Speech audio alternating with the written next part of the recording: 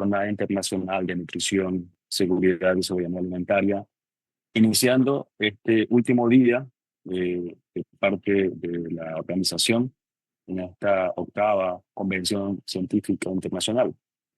Tenemos hoy la presencia de Guiomar Denise Posada Izquierdo de la Universidad de Córdoba. Ella nos va a dar un tema referente a potencial uso de compuestos de origen vegetal, de residuos o de ríos como inhibidores de crecimiento de patógenos. La presento, ella es doctora Denise Posada, del Departamento de Bromatología y Tecnología de los Alimentos de la Facultad de Veterinaria de la Universidad de Córdoba. Obtuvo su doctorado en Ciencia y Tecnología de los Alimentos en la misma institución. Con más de 18 años de experiencia, la doctora Posada Izquierdo se especializa en microbiología de alimentos, microbiología productiva y evaluación de riesgo de microbianos, particularmente en industria láctea, de vegetales listos para el consumo y pescado mínimamente procesado. Su investigación se centra en intervenciones de seguridad alimentaria, evaluación de riesgos microbiológicos y desarrollo de modelos predictivos.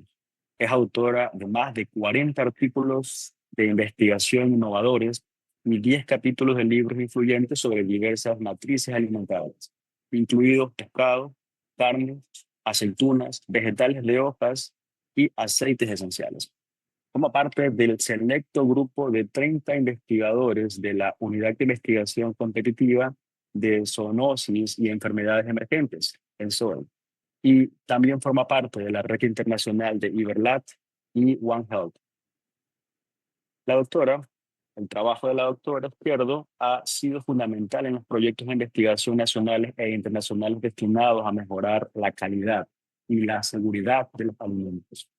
no solo desde un enfoque en la investigación, sino desde un punto de vista de sostenibilidad y de una vista de una sola salud.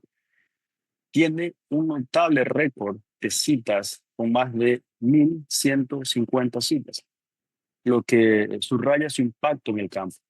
Su dedicación al avance de la ciencia alimentaria se refleja en su extensa investigación y colaboración con socios académicos e instituciones como es en Alemania, Bélgica, Estados Unidos, Ecuador, Costa Rica, Argentina, Brasil, México, entre otros países. Doctora Posada, le doy la bienvenida. Muchísimas gracias. ¿Se me escucha? Se le escucha, doctora, por favor. Es Pues un gusto tenerla nuevamente muchísimas con gracias. nosotros. Ya tiene el acceso para que usted pueda compartir pantalla y nos haga su disertación. Adelante. Bueno, buenos días, hora local en Ecuador. Buenas tardes, hora europea.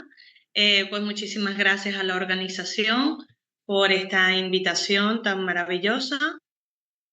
Y bueno, pues voy a ir directamente al grano, ya que sé que estoy empezando la jornada con un poco de retraso con la logística y todo. Entonces, bueno, me gustaría tener tiempo suficiente para haceros llegar la información de esta ponencia. Bueno, como me han presentado, la presentación a la cual voy a hacer alusión durante mi sesión está titulado como potencial de uso de compuestos de origen vegetal, principalmente centrado en residuos de las campañas agrícolas, por ejemplo, en donde queremos aprovecharlos como un recurso, una alternativa valiosa para evitar el crecimiento de microorganismos patógenos en los alimentos. Bueno, tendríamos que empezar esta conversación, yo quiero llamarla así, aunque ahora mismo tengo un monólogo. Bueno, ¿cuáles serían esas enfermedades que más nos preocupan transmitidas por los alimentos? Entonces tenemos en un primer punto de vista, bueno, una contaminación abiótica, como podrían ser la migración de metales pesados, compuestos químicos y demás, pero cosas que podríamos nosotros actuar desde otra perspectiva más ecológica, podría ser también una contaminación biótica. Entonces, el impacto que tiene este tipo de enfermedades transmitidas por los alimentos, que principalmente los responsables pueden ser más que conocida Listeria monocytogenes, Salmonella, Escherichia coli, Yersinia, Campylobacter, deberíamos también ir planteando cuáles podrían ser otros problemas que tenemos ya en el horizonte. Uno de ellos, que preocupa bastante a la sociedad científica actualmente, es el aumento de la resistencia a los antibióticos, estos microorganismos emergentes en donde vemos pues que cada vez a través del uso indiscriminado de distintos antibióticos como potenciadores de crecimiento o un tratamiento no adecuado o no prolongado en el tiempo suficiente, va generando esa resistencia en los microorganismos, y esto no solo se transmite en una necesidad de ir buscando cómo vamos a combatir, cómo vamos a reducir esa presencia de patógenos, principalmente de microorganismos, en los alimentos. Bueno, un concepto que también está muy presente y muy importante en la sociedad científica es el caso de una sola salud. El concepto de One Health es aquel que intenta integrar pues que todos estamos en esa cadena alimentaria y no podemos decir, bueno, pues que la producción primaria es exclusivamente la responsable o que esto es únicamente del empresario, del transformador, del ser humano. Aquí tenemos que ver que somos un todo, que esto es un sistema en donde a través de ese sistema es que podemos alimentarnos, conservar el medio ambiente. Entonces, esos planteamientos en donde cada eslabón de la cadena iba por su cuenta y no veía la relación que tenía con las otras fases de la alimentación de seres humanos, de plantas o animales, ha ido cambiando. Y a partir de el concepto impulsado por la Organización Mundial de la Salud en el 2021, estamos escuchando ese One Health. Bueno, ¿cuáles serían los principales microorganismos presentes en los alimentos que nos llaman mucho la atención? Bueno, aquí tenéis presentada una pequeña tabla en donde podemos ver, por un lado, los microorganismos patógenos que más nos preocupan, posteriormente alterantes que también generan un deterioro importante en el alimento, pero en el otro extremo de la tabla podemos ver pues, cuáles serían esas matrices alimentarias. Entonces, por un lado, vemos que tenemos destacado pues, la leche, el pescado, la carne, los productos lácteos, la fruta. Entonces, si vamos evaluando, nos quedamos cada vez más sin alimentos que pudieran ser portadores de patógenos. Entonces, mucho nos hace plantearnos pues, que a lo mejor deberíamos prepararnos para buscar alternativas que inhiban el crecimiento de microorganismos en las distintas matrices alimentarias, en los distintos alimentos, estén procesados o no. Entonces, de allí surge pues,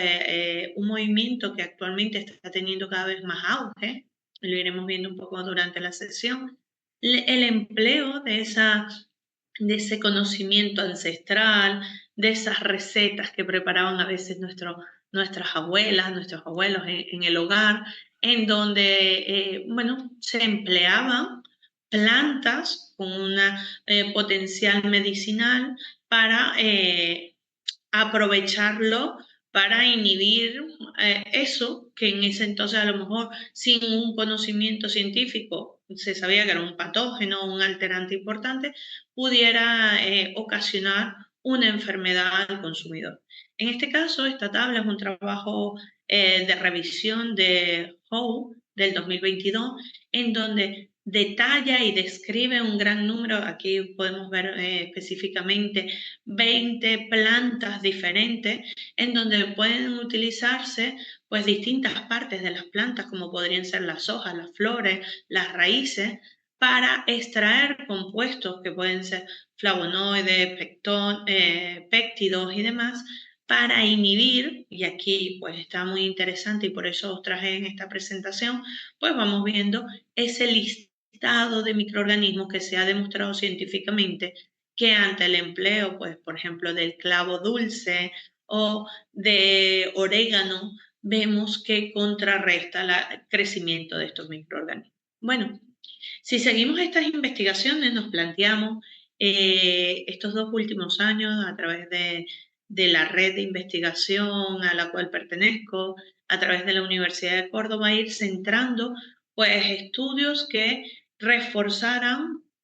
el conocimiento sobre cuáles serían esos vegetales que ya se conocen que tienen compuestos antimicrobianos, que son capaces de inhibir las bacterias. Entonces, bueno, en un trabajo de fin de carrera, en este caso, un estudiante fue acumulando información a través de una búsqueda sistemática de cuáles podrían ser aquellos que tienen toda la información recogida, por ejemplo, tipo la cúrcuma, la melisa, el tomillo, el regalí, que son capaces de inhibir. Entonces, en el ejemplo que os traigo, como la cúrcuma, vemos que su actividad para contrarrestar el crecimiento microbiano es a través de la inhibición bacteriana, específicamente influye sobre la salmonela y la listeria monocitógena y pues es muy interesante en aquellas cepas que ya están presentando una resistencia a antibióticos y en muchos casos una multiresistencia. Esto quiere decir que es resistente a distintos antibióticos y que en este caso podría ser muy eficaz para controlar pues no solo estos dos patógenos que estamos diciendo, sino que también podrían ser para otros acompañantes. Este estudio específicamente se centró en si afectaría a bacterias acidolácticas, pseudomonas y enterobacterias. Entonces es como un tipo de inhibición selectiva porque si por ejemplo yo tengo un producto que posteriormente va a ser fermentado, dirigido a través de la presencia y el crecimiento de las bacterias acidolácticas, no me interesaría que se viera inhibido a través del empleo de un compuesto de origen vegetal. Entonces, en este caso, por lo menos la cúrcuma no ocasionaría ninguna afectación directa sobre el crecimiento de las VAL, pero sí sobre estos patógenos. Otro ejemplo que os traigo, por ejemplo, es la melisa, en donde vemos que no solo tiene una actividad antimicrobiana, o sea, desde el punto de vista bacteriano frente a Listeria monocitógenes, sino también fúngica, lo cual, dependiendo de sobre qué matriz alimentaria sea empleada, podría ser un aliado para una mayor conservación del producto a lo largo del tiempo. Bueno, si vamos viendo el otro compuesto de origen vegetal interesante, como podría ser la manzana de Marañón, en este caso es inhibidora específicamente de Staphylococcus aureus y de E. coli, lo cual vemos en la gráfica en concentraciones, ni siquiera tienen que ser muy altas para que no afecte pues, la evaluación sensorial, el grado de aceptación del consumidor, dependiendo de la matriz en donde la incorporemos, pues ya vemos un efecto de inhibición bacteriana. Como esto, la literatura en los últimos años ha ido recogiendo pues, una gran investigación que se está llevando a cabo, no solo para en el caso, por ejemplo, el tomillo que estamos viendo ahora mismo, se extraen aceites esenciales por distintas técnicas en donde lo que se pretende es tener un compuesto concentrado capaz de ser sensible para las gram positivas y negativas específicamente a través de sus compuestos fenólicos sobre Listeria monocytogenes. Ya casi para finalizar este conjunto de ejemplos, me gustaría hablarles, por ejemplo, el regalí. Aquí vemos cómo este compuesto de origen vegetal es interesante porque está reconocido dentro de un listado de sustancias permitidas, por lo menos en la Unión Europea, como aditivos alimentarios porque tienen unos compuestos bioactivos muy interesantes, evita la germinación de esporas y que a la larga es un conservante natural que ya ha recibido una autorización para el uso directo sobre alimentos. Cuando vemos sobre qué alimentos ya se están incorporando, ya se están comercializando como tal, vemos por ejemplo la cúrcuma en aves de corral, la melisa en vegetales de hoja, en fruta y en el caso de la manzana de Marañón en carnes de distintos tipos, tipo de pollo, tipo de res, principalmente pensado hacia Staphylococcus aureus y en el caso de la aplicación de extractos, ya esto sería aceites esenciales, pues vemos que están también directamente en verduras congeladas, y en productos cárnicos destinados específicamente, como el caso del tomillo, para inhibir Listeria monocytogenes y el caso del regaliz para inhibir Pseudomonas. Bueno, esto fue muy interesante y nos abrió un poco una nueva línea de investigación y distintas perspectivas para la cual formamos una red de investigación, se llama Red Iberlab, la cual consiste en agrupar investigadores que de por sí tenían pues su trayectoria muy enfocada hacia la inocuidad de los alimentos y en donde queríamos incorporar pues nuevos estudios a los que existían actualmente en la literatura, en las revistas científicas, sobre cuáles serían aquellos compuestos de origen vegetal que podrían extraerse de aquellos residuos de las campañas agrícolas. Entonces, en este caso, la Universidad de Córdoba, a través de una financiación propia del proyecto UPO Impulsa y de la red de Iberlá, liderada tanto por investigadores de la Universidad de Costa Rica como investigadores de México y de aquí de España, de dos universidades, tenemos pues un apoyo económico que centra, pues principalmente resumidos nuestros esfuerzos en buscar alcanzar objetivos de desarrollo sostenibles, como pueden ser el objetivo 1, fin de la pobreza, hambre cero, salud y bienestar, igualdad de género, un trabajo decente de crecimiento y un crecimiento económico, una producción y consumo responsable, una acción por el clima y finalmente contribuir con la alianza del resto de ODS, pues quisimos enfocar nuestros estudios en la elaboración artesanal de productos lácteos y incorporar pues cuáles serían aquellas restos de campaña, de estríos o descartes de zonas agrícolas que pudieran estar fácilmente asequibles para la producción de productos lácteos.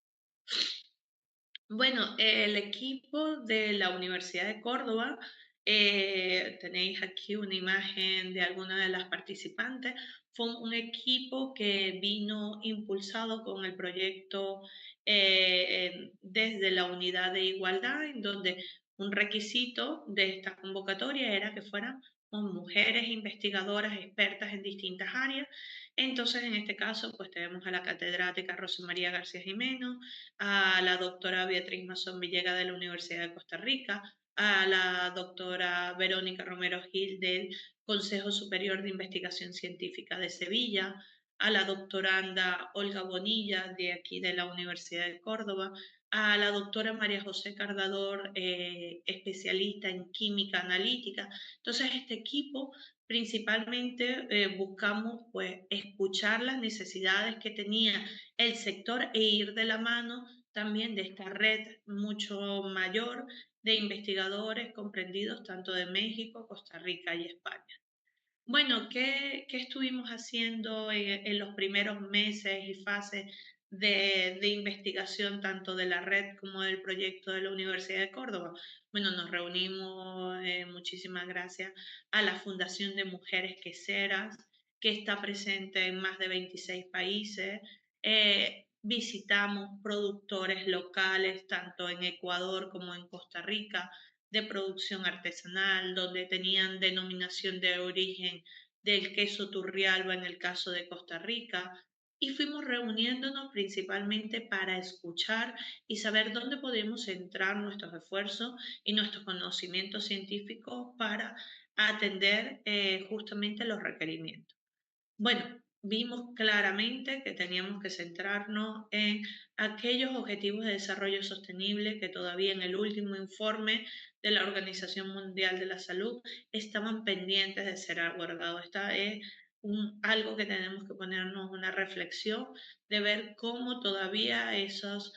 balances, esa valoración de cuánto se han alcanzado esos objetivos, pues vemos todavía muchísimo rojo, vemos muchísimo amarillo y muy escaso verde. En una interpretación fácil de este diagrama tenemos los 17 objetivos y a la fecha que estamos deberíamos estar sobre de un 40-50% de los objetivos alcanzados. Es decir, nuestras barras en verde deberían estar ocupando por lo menos la mitad del gráfico.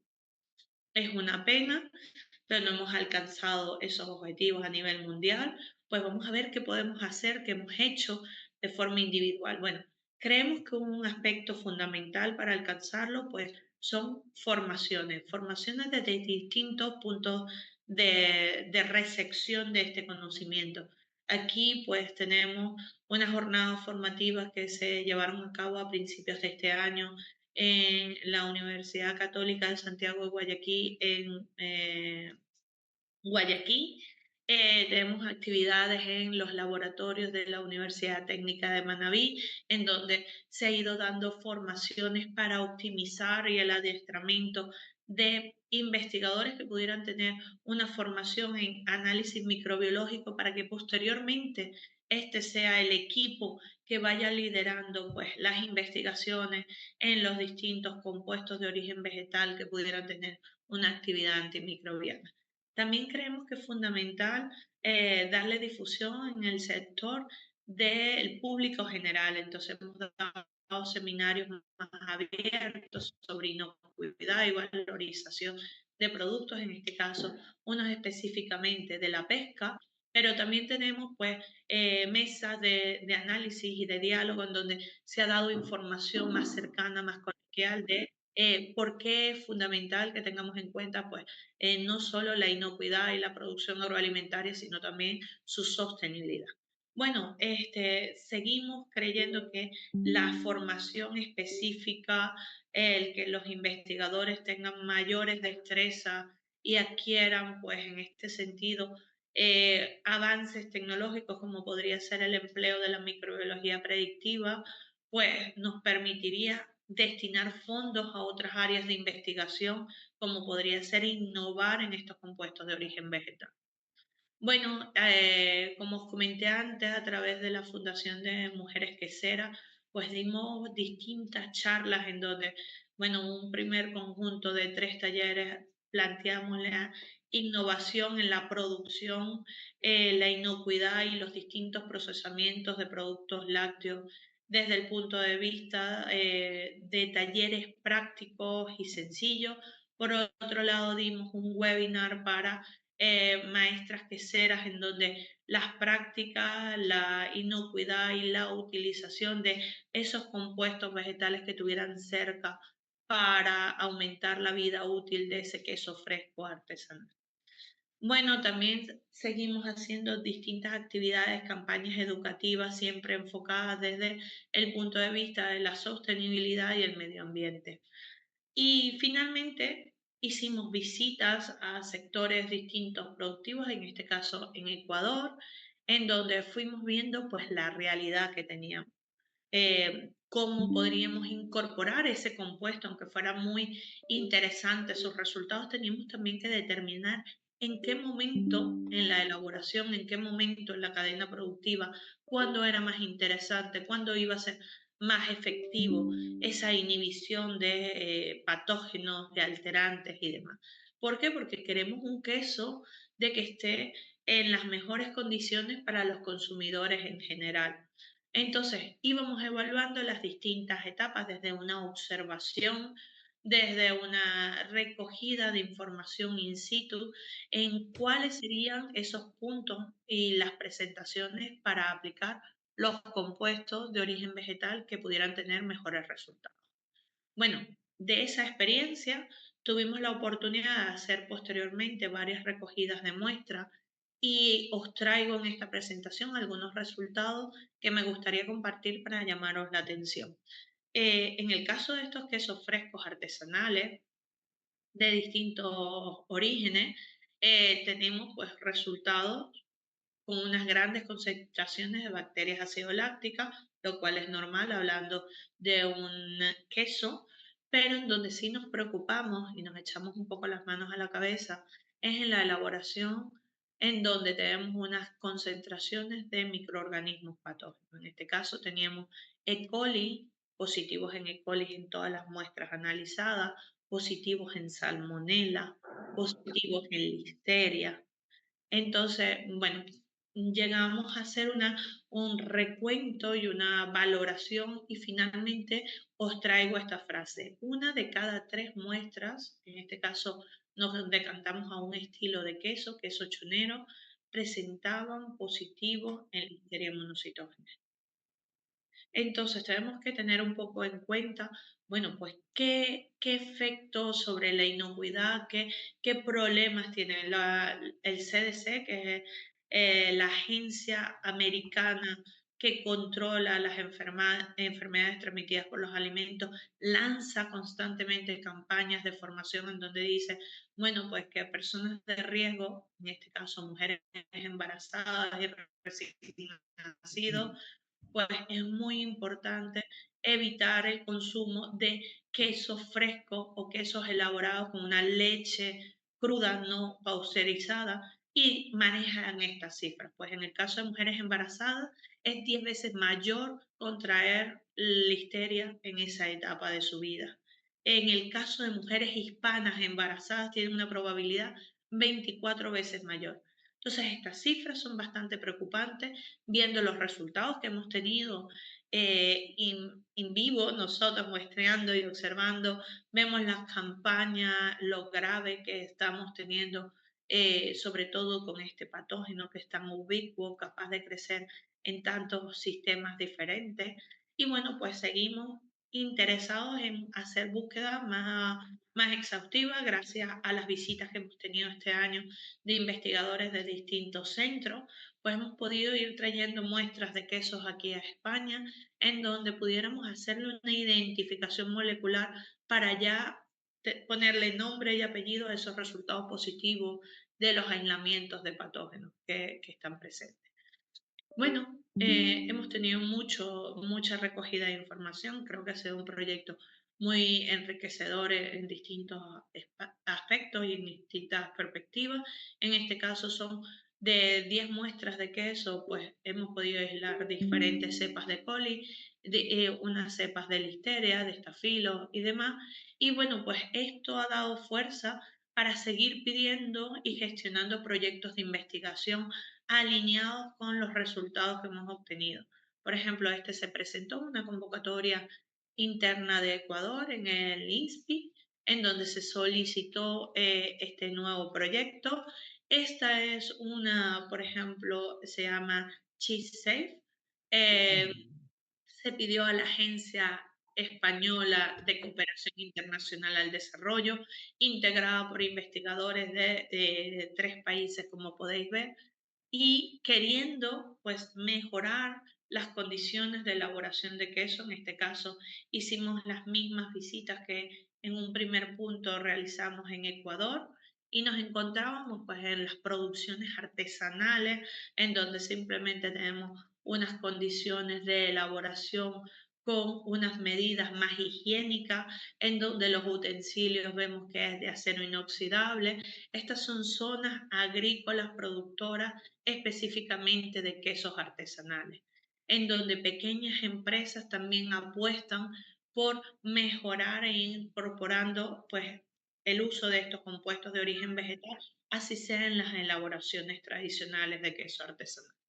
Bueno, pues escuchando un poco las demandas de la zona, nos comentaban pues la necesidad de saber eh, qué consecuencias tendría poner, por ejemplo, el queso en vino, un queso fresco, en distintos vinos. Escogimos el vino más económico que había en el mercado y lo fuimos probando en vino blanco, en vino tinto y observando pues cuáles eran los efectos. Y veíamos claramente una reducción importante de la carga de microorganismos presentes en estos quesos. O sea, sería una práctica bastante sencilla, sería la elaboración de nuestro queso puesto en restos de la campaña de uva, de vino, en donde podríamos no solo obtener un jugo, no tendríamos que esperar a obtener directamente una fermentación completa hasta un vino, sino ya nuestros propósitos serían pues estos restos de las campañas de la elaboración de distintos vinos. Bueno, en este caso fuimos probando concentraciones, formas de incorporarlo, cuáles podrían ser aquellas más adecuadas Y bueno, nos fuimos acercando a las necesidades de cada país que estaba recogido en Buenos la, días, ¿cómo estás? perdón, recogidos dentro de, ¿quién tiene el Sí, micro espera, la abierto? guía debe estar aquí. Vale, recogidos dentro de esta Fundación de Mujeres Queseras.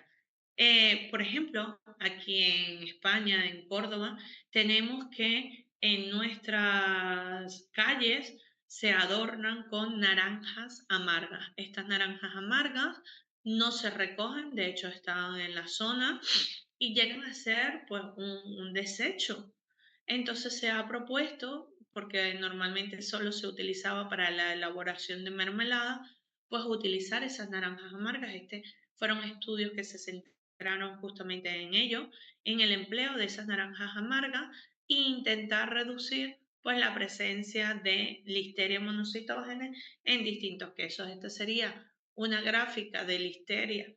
sin la presencia de esa pulpa de naranja amarga, en donde en los casos que sí estaba presente veíamos una reducción. Bueno, esto también nos lleva a pensar en Ecuador, que ha sido uno de nuestros puntos de partida de estos proyectos que han estado en paralelo. Y bueno, pues aquí me recuerdo las exquisitas tongas que he probado allí. Entonces nos planteábamos, bueno, pues hay algunas zonas en Ecuador en donde se elabora un queso en hoja. Bueno, vamos a ver realmente qué efecto tiene poner el queso envuelto sobre la hoja o si sencillamente es una práctica culinaria que se hace por los aportes al sabor, a la textura del queso o si tiene un efecto antimicrobiano. En este caso hemos encontrado resultados muy prometedores en donde si es capaz de reducir, hemos empezado haciendo las pruebas en el caso de Staphylococcus aureus. Veis en la placa de crecimiento de la derecha donde está sin la hoja y esta sería con la hoja y vemos claramente un efecto de ese recubrimiento de la hoja de plátano para conservar el queso. Bueno, ya para finalizar, pues durante todo este tiempo vimos que había muchísimas investigaciones que estaban saliendo cada vez más, súper modernas. Actualmente acabamos y digo ayer,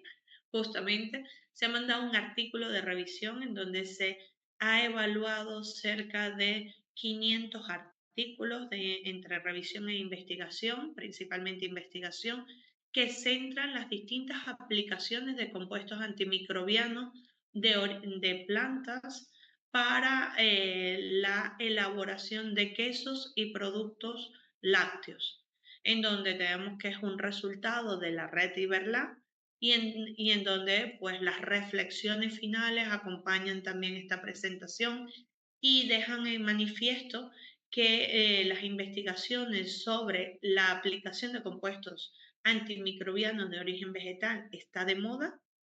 en donde está más que reconocida por lo menos aquellos pequeños pasos que hemos dado sobre derivados de planta que ya se han estudiado, nos quedan muchísimos más, porque se pueden aplicar a través de aceites esenciales, compuestos fenólicos, flavonoides, péptidos y demás, en donde esa actividad antimicrobiana no únicamente se encuentra desde el punto de vista de inhibición de crecimiento, sino también con actividades antioxidantes, evitar la formación de biofil, la motilidad microbiana y demás, y en donde pues esto es una estrategia clarísima que podría permitirnos alcanzar distintos objetivos de los objetivos de desarrollo sostenible de la Agenda 2030.